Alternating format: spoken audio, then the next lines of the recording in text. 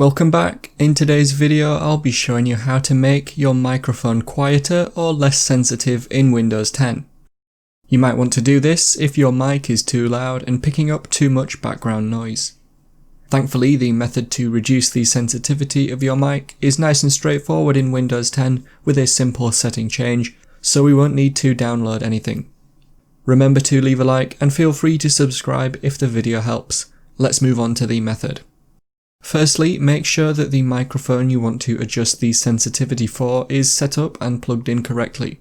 Now go to the main settings page. You can get there by clicking on the cog icon within the start menu.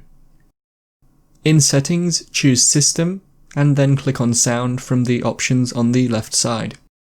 Now in the sound settings, look for the blue sound control panel link, which should be on the right side of the page, and click on that. In the new window, go to the Recording tab and look for your microphone on the list. Double click on your mic and now head to the Levels tab. In here you may see one or two sliders. One should be called Microphone and the other should be called Boost.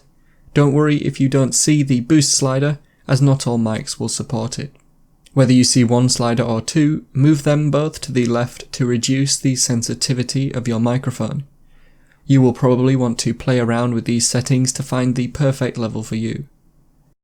The boost slider will add a boost to the audio picked up, so if you want to reduce the background noise, you will probably want to reduce the other or microphone slider to make your mic less sensitive to picking up this background noise.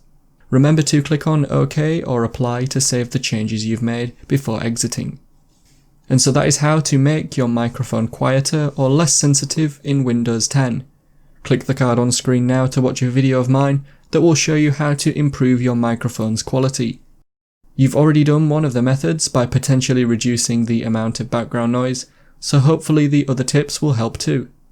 If you have any questions, then let me know in the comments below, and if you did find today's video helpful, remember to leave a like and feel free to subscribe for more tips in the future.